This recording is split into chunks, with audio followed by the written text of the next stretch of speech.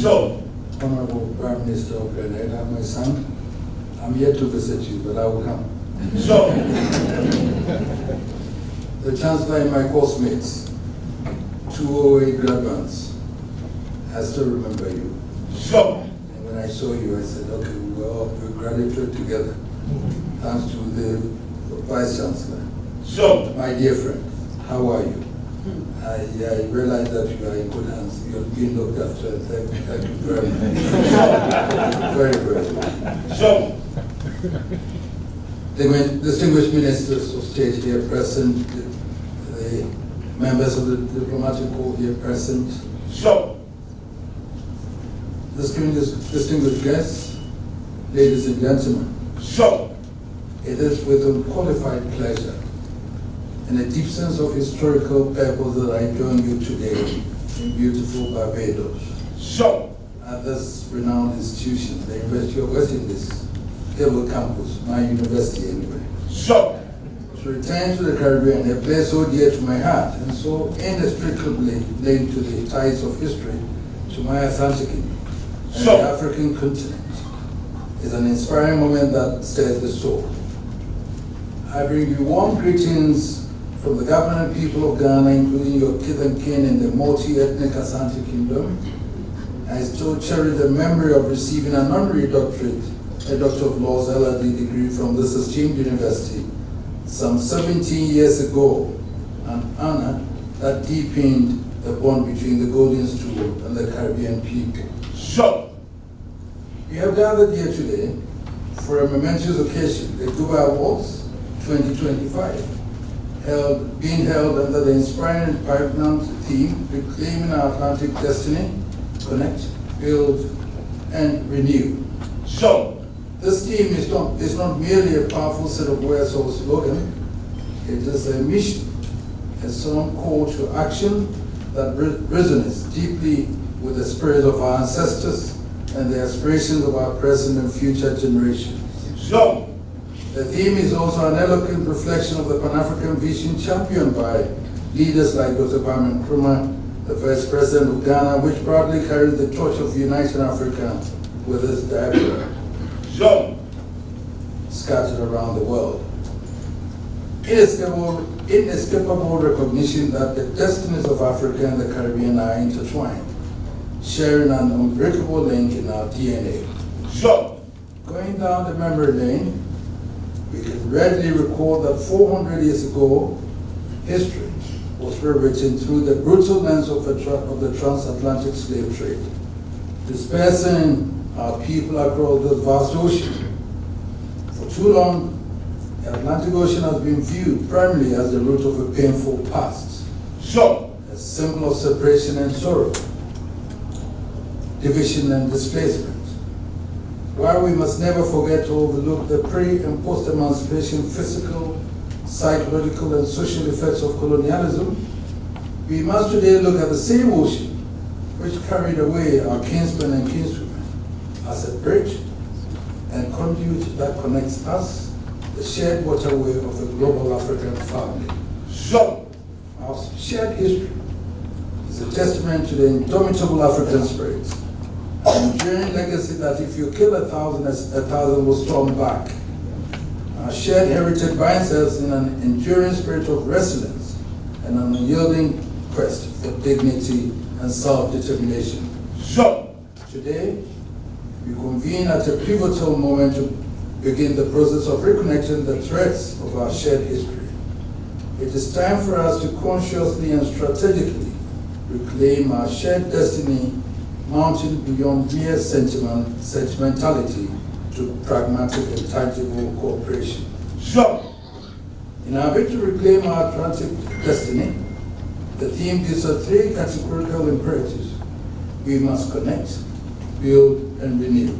so, The first important step of our mission is to connect, to break the divide between Africa and the African diaspora. so, This means fostering stronger ties, not just at the governmental level, but through academic exchange, cultural immersion, and people-to-people interactions.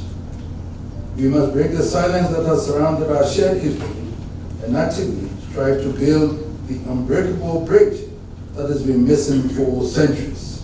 Jump.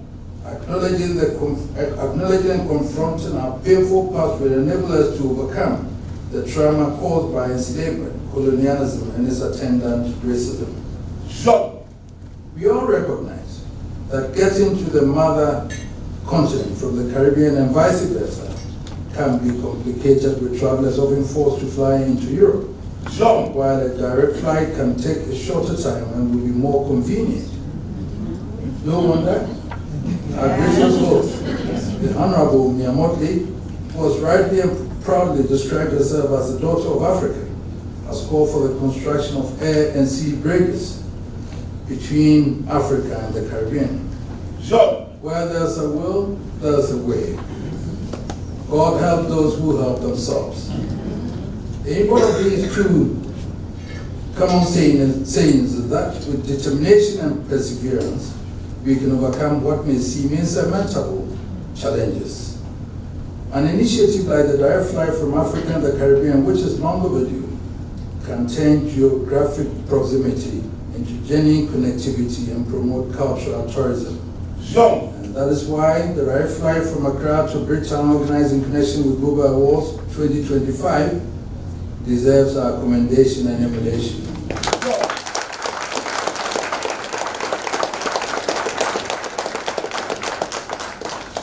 We can also focus on education by utilizing our educational institutions to build bridges and educate people.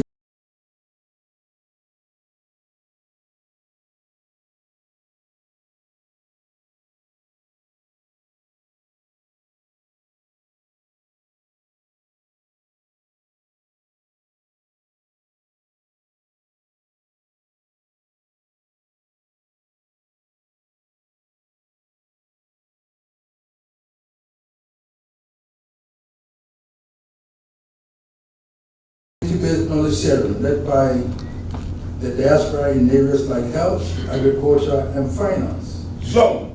I commend this university for contributing to driving this process, for recognizing what we must reconnect in Africa, with Africa, the mother continent, not just an intellectual engagement, but as nations and people. Jump.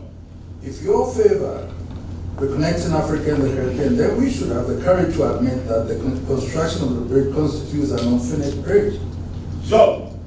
which we must hurriedly complete to enable us to translate the partnership into reality for the mutual benefit of our people.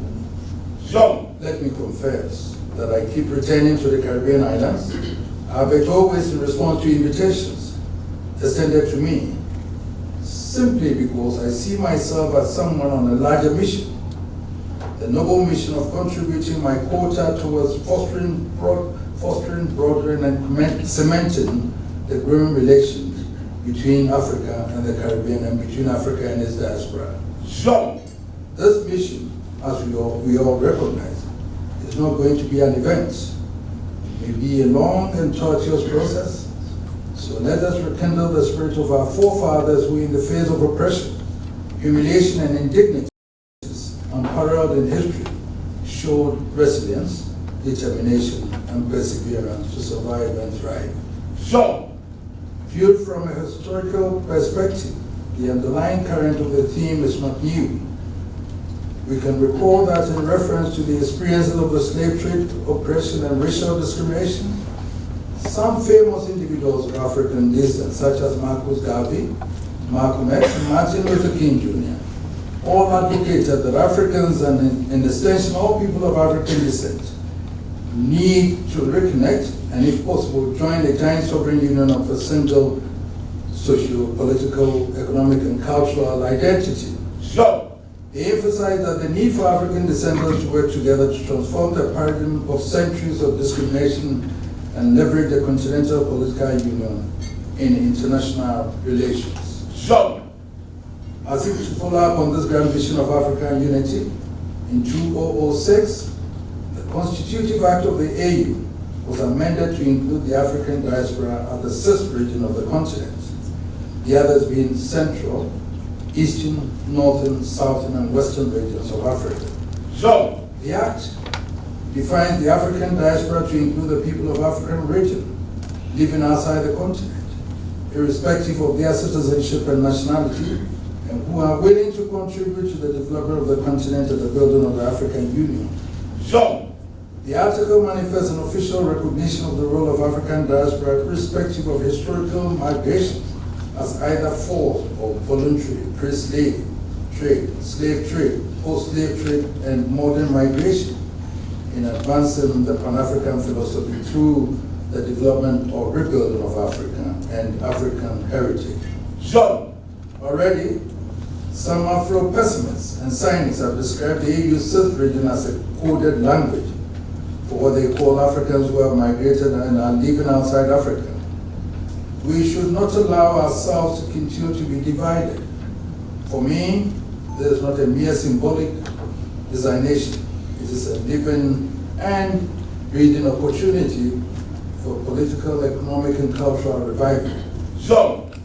We should leverage the AU designation and initiative to connect Africa and its diaspora, irrespective of where they are, when and how they got to their present location. Zone. By our calculation, this will amount to about 350 million people of African descent, which translates into the third biggest population in the world if all the African diaspora could be considered as living in one country. Zone. People of African descent, both within and outside the mother continent, do not only share a common history or heritage, but more complexly share a common destiny that transcends historical prejudices and closing the dark history of slavery, colonization, and continuous racial discrimination. We should therefore embrace and promote African Liberation Day, May 25th, in the Caribbean, while Africa celebrates Emancipation Day, 1st August, in Africa. Zone. Let your Africanness or African region not be a source of shame, but a badge of pride and honor, which you should always wear and display. Zone. In my view, God gives us our brothers and sisters. We choose our own friends. This means you and I have no control over who become our relatives. That is God-given, but we have the latitude to decide who becomes our friends and associates in life. Zone. So you and I are still torn together. We can't go anywhere. So we have to make sure that we go together. Zone. Because you are my brothers and sisters. Whether you like it or not, that's how it is.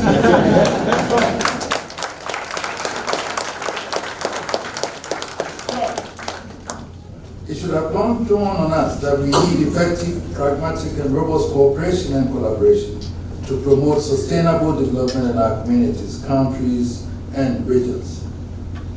Explaining the political, social, and economic benefits of closer cooperation are so evident that it always sounds like preaching to the converted. But given the circumstances in which we find ourselves, we are often compelled to do so. Zone.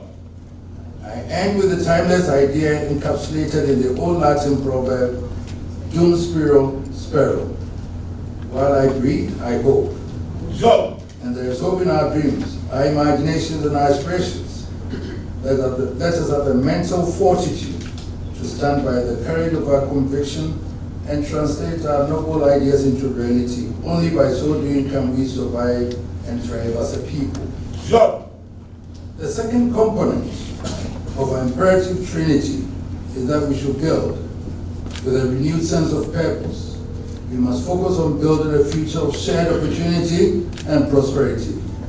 If connecting is the foundation, building is the action. Guided by the wisdom and lessons of history, it is evident that the development of Africa will eventually uplift the image and prospects of the African diaspora and vice versa. In this regard, we can readily recall with nostalgia how the liberation of Africa in the 1960s impacted the civil rights movement of the United States of America. Zone. I dare say, the aspiration of the decolonization process in the Caribbean. We must leverage our collective resources, intellect, and expertise to address the common challenges confronting our societies and regions. Zone. In my work back home in the Asante Kingdom, I have consistently emphasized the need for modernization to work hand in hand with tradition to promote education, health, and economic development. The Caribbean, with its relatively high literacy rates, possesses a massive pool of intellect and expertise. And Africa is a continent of immense and flourishing economies. We have a tremendous opportunity to translate our shared cultural identity into tangible economic power. So, To build now means we can be the actors of our own destiny, and we should have the mental discipline to chart our own course and determine our own future together. so, The time has come for us to rekindle our efforts to build strong institutions that support our people and resist forces that seek to exploit our resources. We should create new trade corridors that should focus on establishing robust, direct trade links between Africa and the Caribbean by bypassing the traditional trade route that primarily benefit former colonial powers.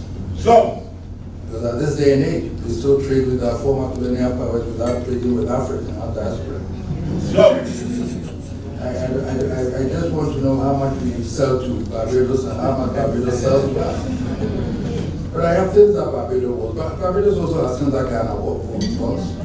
So why can't we do that? We should strive to foster investment and innovation by organizing high-level conferences like this one, the Global Trade and Investment Conference, bringing together investors, entrepreneurs, and policymakers to explore, identify, and build tangible economic opportunities and jobs. so, The Trade and Investment Conference held as part of the Global Awards 2025 attests to our commitment to build resilient health systems, invest in agricultural value chains, develop other creative industries, and create infrastructure transport links between our nations. It is through such concrete collaboration that we will create jobs, drive innovation, and ensure shared prosperity for our generation and generations yet to come. so, Such initiatives would also boost South-South cooperation, which is mere on paper, because we don't do it. Because when the South-South cooperation came, we thought we were going to trade with ourselves. But we still go to our colonial masters. So, also boost South-South cooperation, which aims at forging better and stronger cooperation among developing countries, an alternative to dependence and over-reliance on former colonial powers. The goal is to build a new destiny determined by and for the people of the Atlantic diaspora. But to succeed in doing this, we need to free ourselves from mental slavery, an attitude and mindset.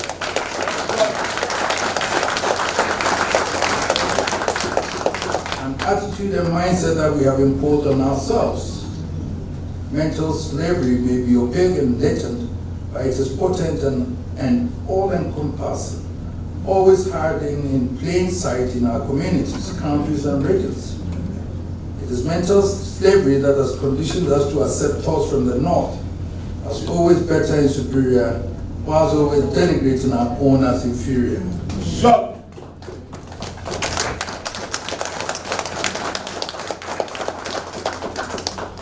Another plank is the platform for building African-Caribbean relations is the all-important issue of Pan-African unity. This is grounded in Pan-Africanism, echoing the vision of leaders like Dr. Kwame Nkrumah and others for a united and self-determining Africa and its diaspora. so, Let us use proactive diplomacy to build stronger political, economic, and cultural ties between Africa and the Caribbean. so, The Africa-Caribbean Summit, a quadrennial bicontinental diplomatic conference, two of which have been held so far in 2021 and 2025. I'll suggest you do it either yearly or 2 years, 2 years. so, Instead of 4 years, because when you discuss the Prime Minister, when you discuss 4 years, you would have finished. You have really lost some of the Prime Ministers and Presidents who were part of that discussion. so, So that to have held between the leading policies of countries in Africa and member states of the Caribbean should and must be used to coordinate our position and present a common front on the international stage in global forums like the UN, the Commonwealth, the Bretton Woods institutions, and the G20. We should use our combined strength and speak with one voice on issues like the reform of Bretton Woods institutions to enable them better serve the needs and interests of small and developing countries. so, But you know, if we manage our economies well, the diaspora here, we can collaborate with Africa. Africa has all the resources that we don't have to go to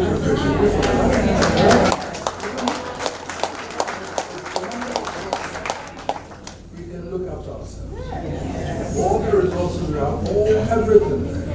And so the students, people who come to school, engineers and all are there. So we can plug them from Grenada, from Barbados and everything. Keep them, charge them with the mining engineers, go and dig the mine. The doctors run the hospital. Let us run it for profits. And then we can do it. But we go to Australia, they take my concession and they go to put it on the stock exchange and take the money and bring back and buy the machines and bring back, telling me it's an investment. But we give them the concessions. But I'm not in charge of the concessions, the government that is in charge of the concessions. And they take only 10%. So, I asked the Prime Minister of Norway how they organize their oil. And he said, tell your president to take 70% as a start. I told the then president who was there, I already mentioned the name, that is what the Norwegian president told me. He said, Majesty, we don't have money, so we have to go in small. So let's agree to what they want to give us first. And we've lost it till now, we don't have the money. So, in the same vein, we should work together on the complex issue of reparations, seeking fair access, development and compensation for historical injustices, some amounting to crimes against humanity. The transatlantic slave trade was the largest long-distance forced movement of people recorded in history. If truth be told, it was a crime against humanity. We may have forgiven the perpetrators of such heinous crime, but we should compel them through strong international advocacy to atone for their sins. so,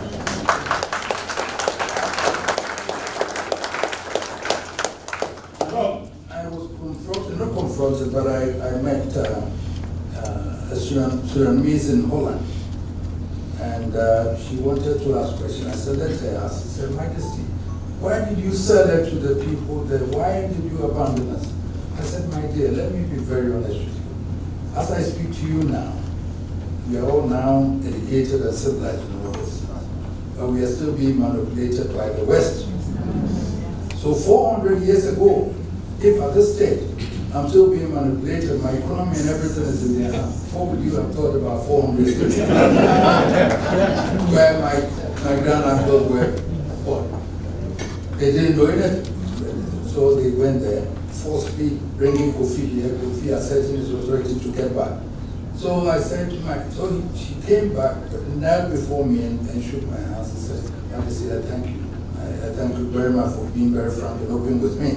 I said, so it wasn't our fault. They're still controlling your economy, whatever, my economy, whatever.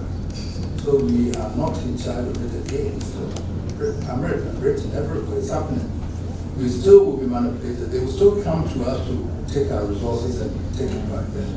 That is why we have to sit up and then manage, see how best we can manage our own affairs. so, Finance is the oxygen of development. So as we seek to promote and strengthen better and stronger trade and investment relations, we should look for creative ways to generate the requisite financial resources to address our efforts. And that's what I'm saying. It should be pointed out that despite the shared history, current trade between the two regions remains minimal. The share of bilateral exports between Africa and the Caribbean, despite an extensive shared history, has never surpassed 6%, so, according to the Caribbean Bank study, leaving much room for growth. Key to this growth is adding value in priority sectors and creative industries. Trade between the regions currently relies heavily on unprocessed commodities, which reflect missed opportunities to industrial collaboration, innovation, and diversification. Access to trade and investment finance is vital for tapping into a major untapped growth potential in trade in value-added goods. Afrasian Bank has established strong and rapidly evolving relations with Caribbean to boost trade, investment, and financial cooperation between the two regions, operating under the Global Africa Vision. As of May 2025, I'm told the bank has provided more than $2.5 billion in funding across Caribbean.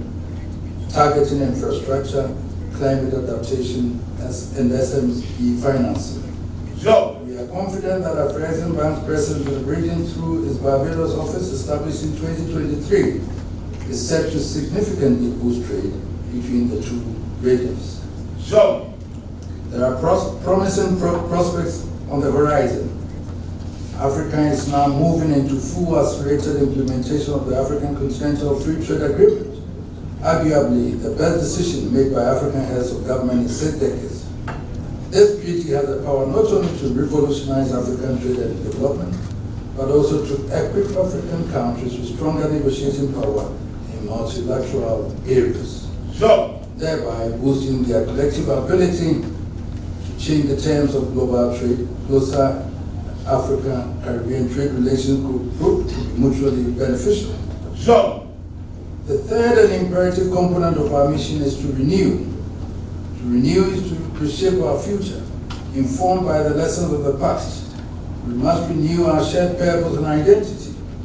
The challenges of racial inequality, discrimination, and the lingering efforts of our history require a renewed sense of pride and collective action. It is about revitalizing our people in our African heritage, embracing the indomitable spirit that allowed our ancestors not just to survive, but to thrive against all odds. so, We must use our cultural heritage as a foundation for a stronger future, ensuring that traditional wisdom is integrated into modern governance and national development. so, The goal must be to forge unity amid our cultural diversities, recognizing the harmony in our shared experience. This renewed spirit will empower us to stand tall and face the future with confidence and integrity. so, The challenges we face today, from economic development to climate change, require a united front. so, As an African proverb wisely states, if you want to go fast, go alone. so, If you want to go far, go together. so, Our destiny across the Atlantic is not a foregone conclusion. It's about what we choose to make of it. Let us work together to ensure the Atlantic no longer symbolizes a barrier, but rather a vibrant living connection, an unbreakable break between our people. By choosing to connect, build, and renew, we can create a powerful global Africa that takes its rightful place on the world stage.